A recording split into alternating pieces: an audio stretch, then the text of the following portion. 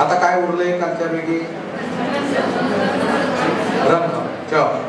शाबास, या रंगमंच. काय करायचं मुलांना तिथे? अभिनय करू दे, गाणं म्हणून दे, उड्या मारू दे, नाचू दे. काय झालं? उरलं काय? 8 पैकी उरलं काय? तरंगा सोडून द्या. आपल्या 8 पैकी काल 5 झाले, ते उरले 3. संपलं. वस्तू संग्रहालयात घेऊन झाला. मग वस्तू संग्रहालयात न्यायचं आणि आदल्या दिवशी एकाच प्रकारच्या सगळ्या वस्तू लावलेल्या आहेत. जसं नुकतं जन्मालेल्या बाळाला टोपरं घालतो ना, मग डोक्यात घालण्याच्या वेगवेगळ्या टोप्या तिथे मांडणी ठेवलेल्या आहेत आपण, आणि त्या टोप्यांबद्दल मुलांना माहिती सांगितली. प्रत्येक मुलाला एक एक टोपी घातली आणि मुलांना आनंद दिला, माहिती सांगितली. आजोबांची कानटोपी थंडीत वापरतात, स्पर्श मिळेल ना? स्पर्श मिळेल की नाही त्याचा? आता लावतील, कानाला पण लागेल. बाबा उन्हात जातात, मग तेव्हा काय, कुठली टोपी घालतात? पावसाळा आला की आपण कुठली टोपी घालतो? अशा सगळ्या वस्तूंचा संग्रह केलेला आहे आणि मुलांना त्या बघायला मिळतात, हात लावायला मिळतात, वापरायला मिळतात. असं स्वयंपाकघरामध्ये ताट किती प्रकारची असतात दाखवू शकतो की नाही? असं एक एक मुद्दा काढून तुम्ही अशा वस्तू संग्रहित करणं आणि त्या मुलांना दाखवणं. वस्तू संग्रहालय आपण जातो ना वस्तू संग्रहालय बघायला, या इथे राजा केळकर मध्ये जुन्या वस्तू बघायला मिळतात की नाही? कशा मांडलेल्या असतात? मांडलेल्या असतात ना, तर ते एवढीशीच पट्टी असते. इथे आपल्याकडे तर एवढी मोठी पट्टी आहे, एवढी मोठी पट्टी आहे सगळी माहिती देण्याची. ती माहिती आपण द्यायची. ती माहिती देत असताना भाषा विकास होईल की नाही? असं तर त्यामुळे असं तिथं ते मुलांना अनुभव देणं. किती वेळ किती झाला?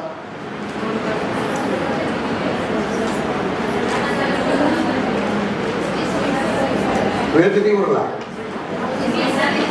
20 मिनिटं उरली.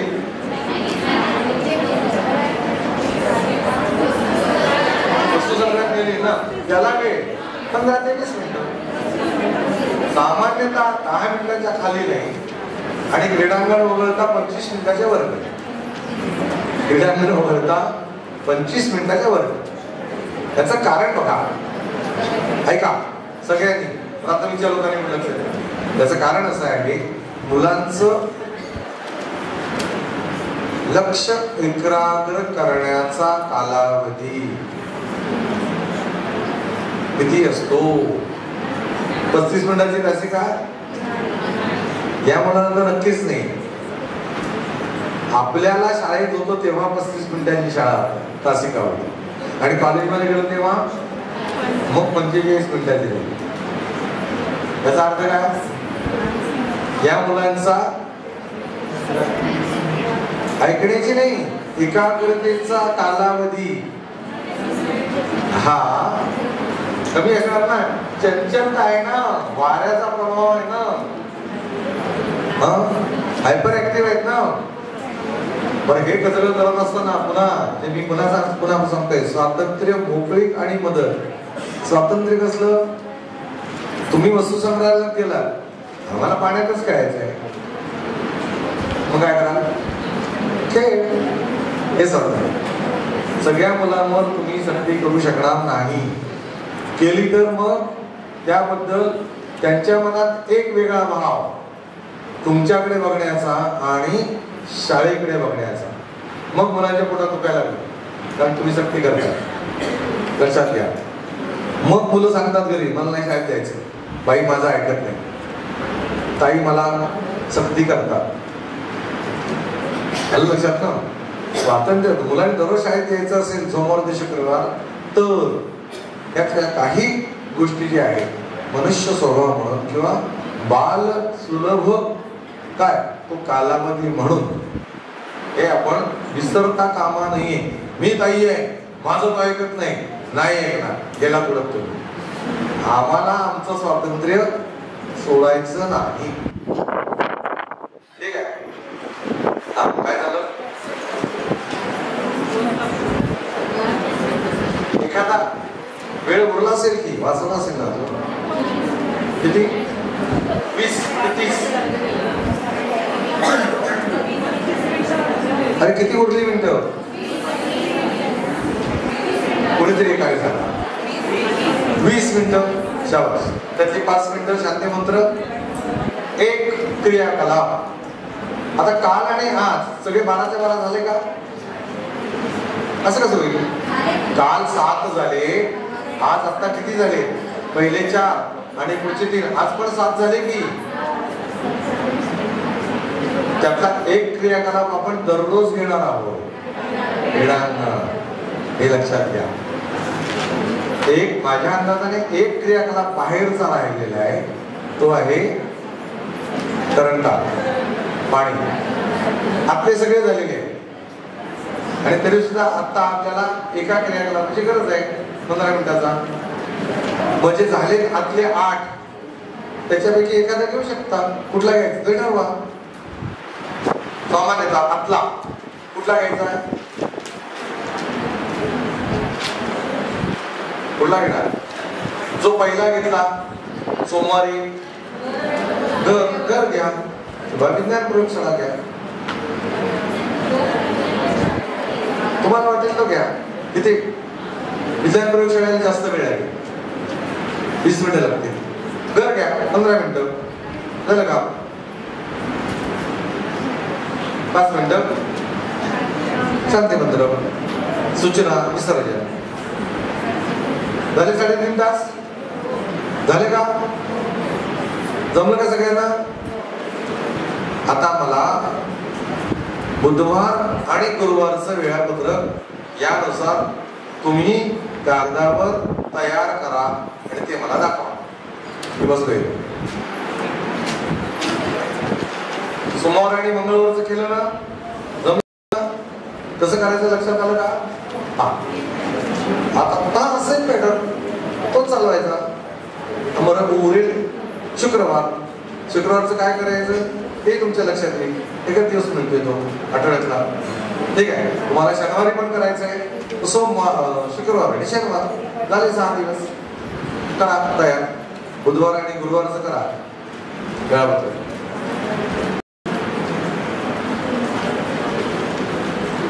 वेळ कमी आहे, बरोबर करायचं.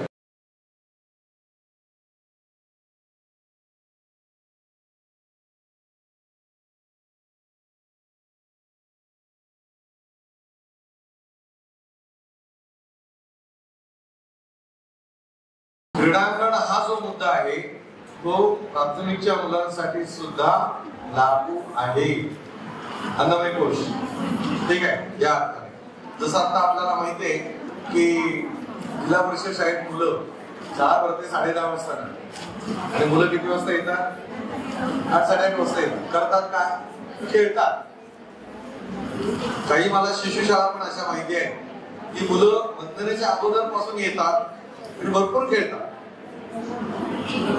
म्हणजे तुमचा अधिकृत जो अर्धा तास क्रीडाचा आहे, क्रीडांगणाचा, तो तर आहेच. शिवाय त्याच्याही शिवाय अलीकडे मुलं वंदना होण्याच्या अगोदर खेळतात. तर कर द्यायचं. लवकर मुलं आली शाळेत तर त्यांना सांगायचं खेळा. आणि वंदना झाल्यानंतर सुद्धा आता तो एक खेळ कशी असते, त्यांच्या इच्छेचे, अनियंत्रित. आणि तुम्ही जेव्हा त्यांना खेळायला घ्याल तेव्हा तुम्ही सांगाल तसे नियंत्रित, ते अनियंत्रित आणि हे नियंत्रित. काही वेळा तुम्ही पण सांगाल या त्याच्यामध्ये मुक्त खेळ, अद्री कोशिंबीर मुक्त खेळ आहे. आता कसं आहे, आता जो आपला अनुभव आहे ना तो काय आहे, 12:30 जरी आली तरी त्यांची शारीरिक स्थिती काय आहे, वाद किती वाढलेला आहे. तुम्ही समजा त्यांना वर्गात बसवलं आणि काय गणित शिकवायला लागला लक्ष केंद्रित होतं. ती तुमची अडचण आहे, त्यांची अडचण नाहीये. दुपारी जेव्हा तुम्ही त्यांना डबा खायला देता तेव्हा ते काय करतात? डबा खातात का? नाही. ऊन ही त्यांची चिंता नाहीये, ऊन तुमची चिंता आहे. आता हे पालकांशी नीट बोललं गेलं, सांगितलं पाहिजे की आम्ही हे असंच करणार. याचं कारण हे मुलं शांत बसत नाही. कधी बसतील? वाद मोकळा होईल तेव्हा. लक्षात ना, ते प्राथमिकच्या मुलांचं सुद्धा त्याच पद्धतीने केलं पाहिजे. जर पहिला वाद निस्तरला तर मग गणित चांगलं शिकते आणि भाषा पण चांगली शिकते. पण गणित शिकवताना सुद्धा पुन्हा तेच आहे ना, क्रिया आधारे अनुभव देणं हेच करायचं पुढच्या काळामध्ये. धोका आणि कारण पुस्तक तसं नाही. पहिली दुसऱ्या मुलांचं स्व अध्ययन हे शाळेत सुद्धा होऊ शकतं. ज्या पाठाचं आपण क्रियान्वयन केलं त्याच आधाराने त्यांना काही अनुभव, प्रत्यक्ष अनुभव त्यांनी काही घेणं असं होऊ शकतं की नाही? होऊ शकतं. तो त्याचा गृहपाठ आहे. आपलं आपण जे केलं त्याच्यावर करून घ्यायचं ते त्यांनी केलं आणि मग स्वतःच गट करून किंवा जोड्या करून त्यांचं त्यांनी हा करा तुम्ही. काय अभ्यास, जे पाहिलं किंवा जे ऐकलं ते केलं. कारण वाचायचं आणि लिहायचं नाहीच ना आता, किंवा लिहायचं नाहीच आहे आता, प्रत्यक्ष करायचंच आहे. तर ते तिथेही करून घेतलं, आपण बघितलं कसं करताय. हा छान करा, हा तू असं कर, तू असं कर, तू असं कर, समजा म्हणतात. त्यामुळे अशा काळात मी कुणीतरी एक मुलं ऐकताय आणि मग मी त्यांना चार प्रश्न गृहपाठ असं तर अपेक्षितच नाहीये. कारण त्या पुस्तकात कुठेही गृहपाठ असं लिहिलेलं नाहीये. म्हणून जो वेळ आहे करायचं काय, त्यांचा सराव करून घ्यायचा तिथल्या तिथेच. ज्यामुळे त्यांना मिळेल. म्हणजे या काळात जसं आपण बघितलं ना, मुलांचा क्रियाकलाप घेताना आपल्याही काही मर्यादा असतेच ना. या लक्षात घेता त्यांचं त्यांना स्वातंत्र्य देणं, कारण मोकळेपणा सोडणं, त्यांना आणखी चौकटीच्या बाहेर नव्हती करते. आपल्याला फक्त काय लक्ष देणं आहे, बरोबर, आणि निरीक्षण करणं. काय करतात, कसं करतात, मग करणं.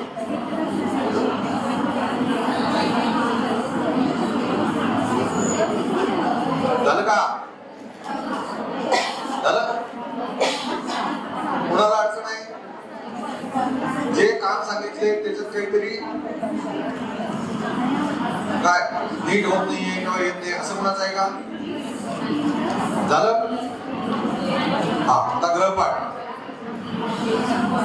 आता बुधवार आणि गुरुवारचं तुम्ही केलंय, शुक्रवार शनिवारचं पण झालं. शुक्रवार शनिवारचं घरी गेल्यानंतर उद्या करून आणा गृहपाठ. शुक्रवारचं करून आणा. त्यांनी शुक्रवार शनिवारचं दोन्ही दिवसाचं करून आणा. ज्यांची एक दिवस शाळा आहे त्यांनी एक दिवसाचं करून आणा आणि सोमवारचं आणा. ऐकलं का? गुरुजी सोमवारचं, शुक्रवार आणि सोमवार झाले 2 दिवस. 12 दिवस मांडायचे आहे. ठीक आहे. हा, आता जमलं तर त्याच्यात एक करा. हा, तुझ्याकडे आता पुस्तक आहेत ना, तत्व आणि व्यवहार पुस्तक आहे ना. हा, मग त्याच्यावर करता येईल का? क्रियाकलाप करता येतील का? नाही करता येईल. पुस्तक आता मला वाटतं नाहीये इथे. ही पुस्तकं मागवण्याची व्यवस्था जर करताय, या पुस्तिकेमध्ये या 12व्या दिवसामधून कुठले क्रियाकलाप केले की ज्यामुळे मुलांच्या 5ही कोशांचा त्याच्यात अंतर्भाव आहे आणि त्यानुसार वेगवेगळे खेळ काढले. सोमवारचं जे वेळापत्रक आहे का, इकडे लक्ष द्या.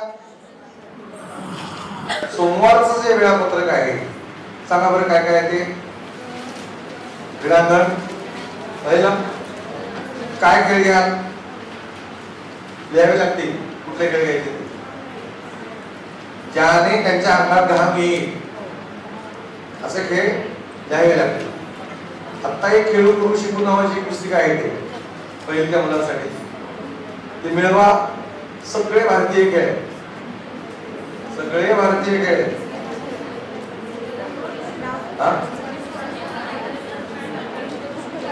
आहे ना ते. हा, तर ते सगळ्यात तुम्हाला एक मोठं साधन आहे. मी इकडे लक्ष द्या, आपसात बोलू नका. मी काल जे परवाच्या काय 5-6 दिवस जे खेळ घेतले त्यातले काही रिपीट होते, काही मी बदलत होतो. ठीक आहे, तरी तुमच्या लक्षात असेल मुलं दमत नव्हती. मी 10 मिनिटं घेत होतो. खेळाचं वैशिष्ट्य, खेळ कंटाळा येईपर्यंत घ्यायचा नाही. पहिलं सूत्र लक्षात ठेवा, कुठलाही खेळ कंटाळा येईपर्यंत घ्यायचा नाही. खेळ जेव्हा पीकवर असेल म्हणजे त्या खेळाचा सर्वोच्च आनंद जेव्हा त्यांना मिळत असेल तेव्हा तो थांबवायचा. परवा मी काय केलं बघा, राम रावण मी खेळ घेतला की नाही. पोरांनी दुसऱ्या दिवशी काय म्हणाले, पुन्हा राम रावण खेळूया. तर 3 दिवस त्याला का खेळायचा होता, कारण तो ऐन रंगात आले असताना मी तो खेळ थांबवला होता. कंटाळा येईपर्यंत मी नाही त्यांना खेळायला लागला. लक्षात ना, कुठलाही खेळ, कुठलाही बैठा असो नाहीतर मैदानात असो, ऐन रंगात आला की थांबवायचं. म्हणजे मग त्याचे काय ताजेपणा राहतो, उत्सुकता राहते आणि दुसऱ्या दिवशी म्हणाला तो खेळायला असतो. ठीक आहे, या पद्धतीने खेळाचं एक तंत्र लक्षात ठेवा. सोमवारी जो खेळ घेतले ते त्यातले 2 मंगळवारी घ्यायचे आणि 2 नवीन घ्यायचे. लक्षात, समजा 4 खेळ घेतले तर त्यातले 2 त्यातला त्यांना कुठला खेळायचा आहे विचारायला हरकत नाही. आणि मग तो खेळ छानपैकी खेळायचा. अंगातनं घाम आला पाहिजे आपल्या तसा, एवढं नक्की आपल्याला जमलं पाहिजे. ठीक आहे, म्हणजे मग पुढे मुलं जेव्हा येतील कुठल्या व्यवस्थेमध्ये तेव्हा त्या काम जे आहे ते नीट करतील. म्हणजे काय, एकाग्र होऊन करतील नाही का. त्यातलं त्यांना जे कौशल्य अपेक्षित आहे ते त्यांना साध्य करता येईल. जे निरीक्षण करायचं आहे ते त्यांना साध्य होईल. ठीक आहे, या पद्धतीनं क्रीडांगण या संदर्भातलं, मैदानातलं या संदर्भातलं हे तंत्र लक्षात घ्यायचं. सोमवारी क्रीडांगण झाल्यानंतर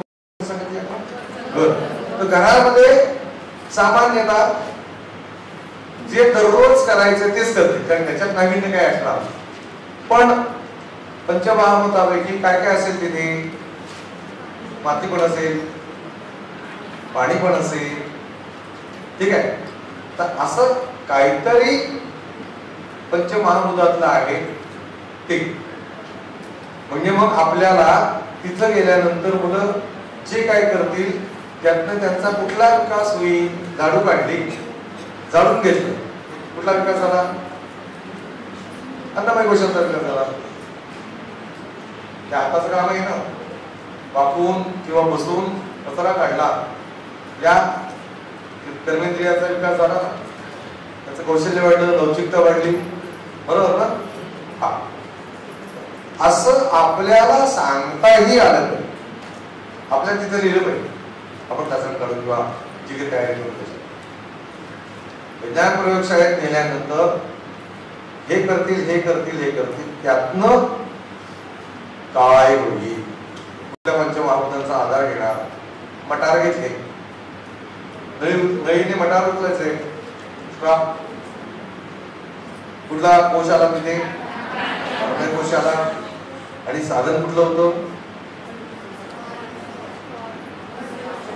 पंचमहाभूतापैकी काय होतं तिथे, वाटाणा काय, मातीचा तत्व आहे, शेंगदाणा माती तत्व आहे. लक्षात ना? असं पंचमहाभूताचं तिथं काय आहे आणि आपण कुठल्या कोशाचा विकास करतोय असं दोन्ही आपल्याला सांगतात. त्याचबरोबर ते जे काय केलं तिथं त्यातनं जीवन अनुभव काय आला? मटार भाजी आम्ही खातो, जीवन अनुभव. संस्कार काय आहे? संस्कार काय आहे? जीवन अनुभव मटार आहे, आम्ही भाजी करतो. संस्कार काय?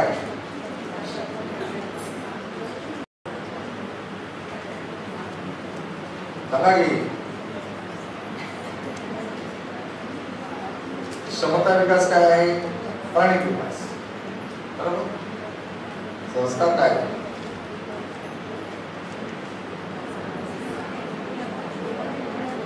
जेव्हा प्राणमय कोशाचा विकास होताना हवा आत येते, म्हणजे आत शोषून घेतो, तेव्हा अनुभव काय येतो? स्पर्श अनुभव आहे का? कसा काय म्हणतो? काय येते का लक्षात? नाहीये? वाचा पुस्तक संस्कार म्हणजे काय म्हणजे कळेल. हे जे पुस्तक दिलंय ना ते पूजेला ठेवायचं नाही. काय? हा, सामान्यतः 2 महिन्यांनी आपण भेटायचं का? तेव्हा मी त्यातली उद्या परीक्षा नाही तुमची, 2 महिन्यानंतर परीक्षा आहे तुमची. अख्खं पुस्तक पाठ करून या, 3 तासात फुकून टाकायचं सगळं. होका आणि होका जमेल. आठवड्याचं नियोजन 3.5 तासाचं याचप्रमाणे घेणार शिशुवाटिका. ठरलं? अरे ओके नाही सांगा ना. हा ठीक आहे. आता हे झालं 3.5 तासाचं नियोजन. आठवड्याचं नियोजन करायला पाहिजे ना. आठवड्याचं नियोजन असं करता आलं पाहिजे आपल्याला. आता याच्यामध्ये त्या आठवड्यात एखाद्या मुलाचा जन्मदिवस येईल, बरोबर ना? त्याला किती वेळ द्या? काय मिनिटं? कुठं कराल तो संस्कार? कुठे कराल? घर व्यवस्थित करा का, की रंगमंचावर करा, की विज्ञान प्रयोगशाळेत करा? ठरवायला लागेल कुठं करायचं ते. घर व्यवस्थित पण करू शकता आणि रंगमंचावरही करू शकता. ठीक आहे. मग तो जो उपक्रम आहे किंवा काय जन्मदिन साजरा करायचा आहे तो क्रियाकलाप आहे की नाही? अरे आहे की नाही? हा, त्या दिवशी तोच करायचा. संपलं का? वेगळ्या आणखी काय करायची गरज नाही रंगमंचावर. ठीक आहे. हा, आता त्या महिन्याभरात जन्माष्टमी आली किंवा नागपंचमी आली, काय करा? क्रियाकलाप कराल ना. काय करा? ज्या दिवशी नागपंचमी आहे त्याच्या अगोदर 4 दिवस कार्यशाळेमध्ये कुंभारकाम करावं लागेल तुम्हाला. म्हणजे काय करायला?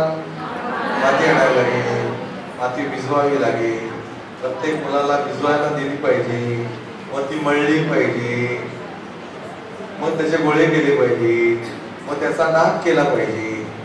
संपलं का? दुसऱ्या दिवशी काय करा? 2 दिवस सोडून दिले, पाळलं आणि मग कलाशाळेमध्ये त्याला रंग दिला नागोबाला. आलं का लक्षात?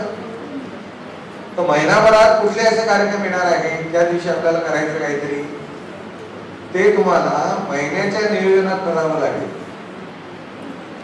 नुसत्या आठवड्याने होणार का? नाही होणार. महिनाभर अगोदर आपल्याला त्याचं नियोजन करावं लागेल. किती तारखेला? 10 तारखेला नागपंचमी आहे. मग कधीपासून त्याची तयारी करायला पाहिजे?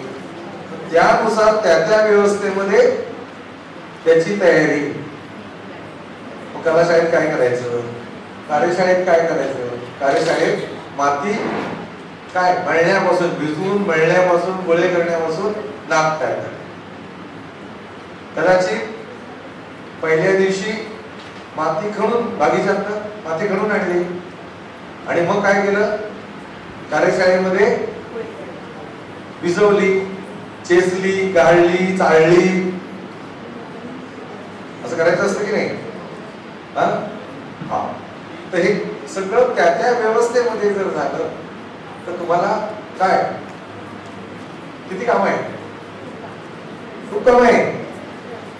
तुम्ही समजताय हे कागदावर घेणं सोपं आहे, पण प्रत्यक्ष तिथं घेणं त्यासाठी लागणारी कल्पकता, नियोजन असं सगळं आहे. एवढं सोपं नाही आहे. ठीक आहे.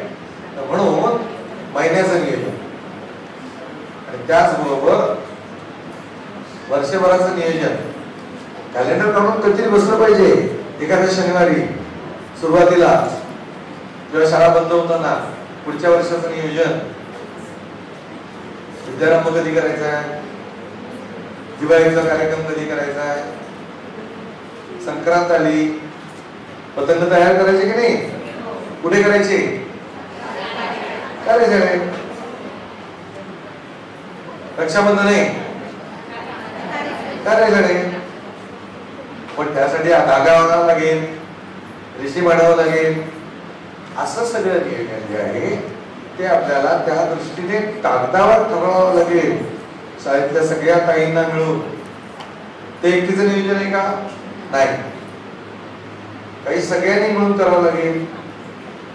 काही गटशा, अरुण गट वेगळा, प्रभात गट, दोन समजा तुकडे असतील अरुणच्या, तर त्या दोघी जणी ताई आणि त्यांची मदतनीस मावशी असं बनवून त्या मावशीकडे पण हे सगळं नियोजन लागतं बरं का.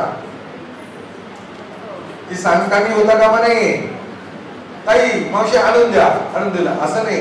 मावशीला अगोदर कळलं पाहिजे उद्या काय काय तयारी करायची आहे, काय काय सामान लागणार आहे, ते कुठून आणायचं, माती कुठून आणायची, चाळणी कुठून आणायची, शाळेत खरेदी करून घ्यावी लागेल चाळणी माती चालायला, असं सगळं. आता हे नियोजन करत असताना मूळ मुद्दा आहे या सगळ्या व्यवस्थांसाठी लागणारं साहित्य, त्याचं बजेट. काही वस्तू आम्ही तयार करू केल्या, शब्दपट्ट्या केल्या, आकार केले, ओके नाही, तर ते काही आम्ही करू. पण काही बाजारात आणावं लागणार आहे ना. कुठे आणायचं? प्रमुखताईंनी त्यांच्याकडे बजेट केलं पाहिजे वर्षभराचं.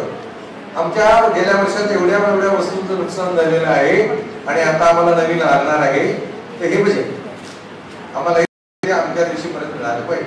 तसंच ते त्यांच्या बजेटमध्ये जे काय संस्थेने सांगितलेलं आहे त्याच्यामध्ये आता झोपाळा आहे मोडला तर काय करायचं, नवीन आणायचं नाही का? आणायचं. काठीच्या रश्या होत्या त्या काय जीर्ण झाल्या, तुटल्या, नवीन आणायच्या नाही का? आणायच्या. असं जे साहित्य बाजारातच आणावं लागणार आहे तर ते यादी केली पाहिजे ना. वर्ष संपताना काय नुकसान झालेलं आहे, काय नवीन घ्यावं लागेल, काय आपण तयार करू शकतो. मुलांना सुट्टी असते काही वेळा, आपण शाळेत जात असतो, पण त्यावेळी आपण काय तयारी करू, असं जे नियोजन आहे ते वर्षभराचं नियोजन करावं लागेल. शिशुवाटिकेला जे काही साहित्य लागणार आहे बाजारात आणा, बाहेर आणा लागणार आहे, त्याचं बजेट काय असू शकतं तेही आपल्याला व्यवस्थापनाला द्यावं लागेल. कारण प्रत्यक्ष आपण तिथं काम करतो, कुठल्या वस्तू लागणार हे आपल्याला माहिती आहे. त्याची किंमत कदाचित आपल्याला अंदाजाने माहित असेल, प्रत्यक्ष बाजारात आता भाव वाढले ते बघतील, आपण त्यांच्या हातात दिलं पाहिजे. ठीक आहे, योग्य वेळी दिली पाहिजे. ही योग्य वेळ शाळा बंद होत असताना सगळ्या सामानाचा आढावा घेऊन काय लागणार आहे, काय दुरुस्त होऊ शकतो आणि काय नवीन आणावं लागेल, आम्ही काय करणार, असं त्याचं नियोजन झालं पाहिजे.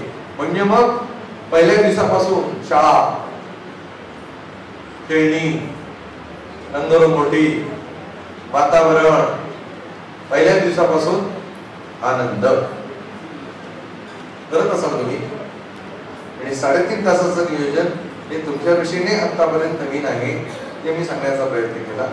बाकी व्यवस्थापन तुम्ही करत असाल नियोजन काही ना काही. जरा जाणीवपूर्वक. आता काही विषय असे आहेत, काही सण समारंभ असे आहेत, जसं कदाचित तुम्हाला माहिती नाही जे विद्यार्थी करतात, जसं त्याला बाहेर लोक गटारी अमावस्या म्हणतात, आषाढ अमावस्या, दीप अमावस्या. काय करायचं असतं? प्रत्येक पालकाने आपल्या घरातला युनिक असलेला दिवा घासून पुसून स्वच्छ करून आम्हाला शाळेत द्यायचा. मग आम्ही अशा सगळ्या दिव्यांचं योग्य त्या पद्धतीने प्रदर्शन करू, रांगोळ्या छान काढू आणि मग ते सगळे दिवे प्रज्वलित करून आम्ही मुलांना दाखवू. पहिला मुद्दा. दुसरा मुद्दा, घरी ज्या पारंपरिक पद्धतीनं कणकेचे दिवे किंवा तत्सम जे काय चाललेलं असतं संस्कार म्हणून तोही करू. नवीन पिढीला कळलं पाहिजे ना दीप अमावस्या म्हणजे काय ते. अजून काय करायला सांगा, कोण करतं? करत असेल तर हात वर करून मला सांगायचं अजून काय करायला. मी आता जे सांगितलं म्हणजे घरी सण म्हणून काय कणकेचा दिवा, त्याची पूजा करून, अजून काय हे सोड जे करतात ते सोडून ह्याच्यापेक्षा आणखी काहीतरी आम्ही करतो. दिव्याची गोष्ट झाली, बरोबर आहे. अजून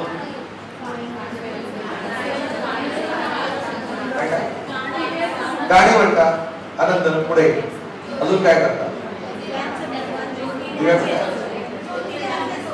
ज्योती ध्यान, अजून दिव्यांची माहिती. प्रत्येक प्रदर्शनात म्हटले त्या सगळ्यांची माहिती दिली. हा कधीचा आहे, हा कधीचा आहे, हा कधी वापरला जातो, लांबण जेव्हा म्हणजे काय वगैरे सगळं सांगितलं. अजून हा ऐकायला सगळं झालं. पुढे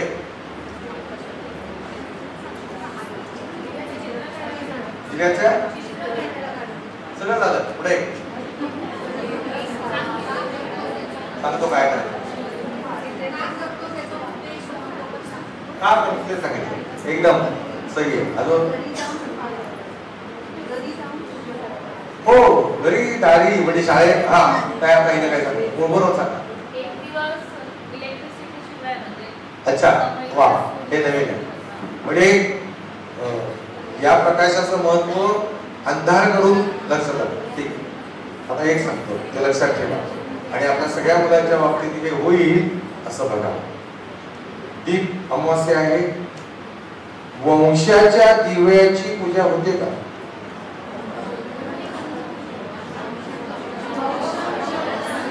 कुणाला औषध करायचं?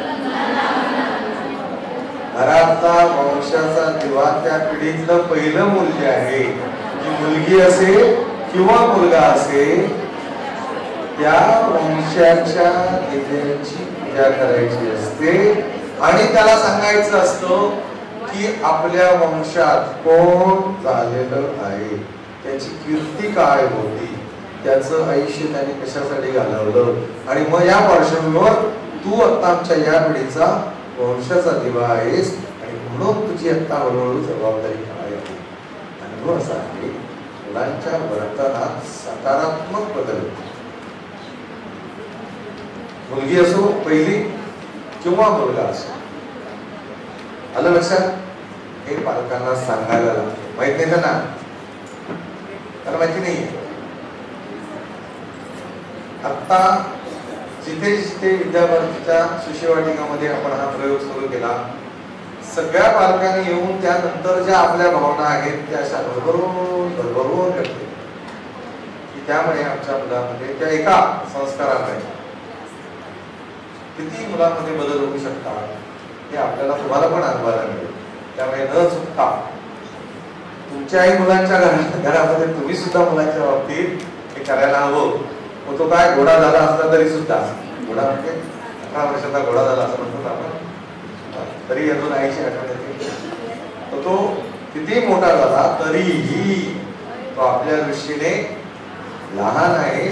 त्यामुळे घोडा बिडा काही नसतोय, अनुसरण करायचं त्याचं, बोलायचं त्याला बस दे, त्याला सांगायचं तुझी जबाबदारी काय आहे ते आता. या तुझ्या आमच्या घरातली आमच्या भविष्यात हा हे कसं तुला पुढे चालवायचं हे सांगितलं. ठीक आहे. तर असे काही सण आहे, उत्सव आहे. आता दिवाळीच्या दिवशी आजची पिढी घरात नसते, लक्ष्मीपूजन नाही करत. कुठं असतात माहिती आहे?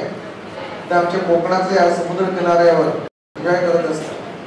मुलांना कसं करणार? लक्ष्मीपूजन म्हणजे काय, भाऊबीज म्हणजे काय, काय नाही.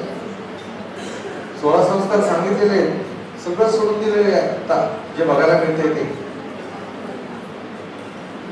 त्यामुळे भावंड जे आहे तोपर्यंत तरी आहेत अजून नाती, ती तरी जपा. म्हणून हे सगळं आपल्याला करावं लागणार आहे. म्हणून 3 वर्षाच्या मुलांनी शाळेत यायचं आहे हे लक्षात घ्या. अभ्यास राहायला बाजूला होतोच, होणारच आहे. आपल्याला एक एक कुटुंब उभं करायचं आहे, नीट करायचं आहे. एक मूल एक कुटुंब हे लक्षात घ्या. एक घर, एक मूल एक कुटुंब एक घर, हे आपल्याला उभं करण्याची जबाबदारी आहे. ठीक आहे. थांबायचं भूक लागली ना, उपवास आहे. धन्यवाद.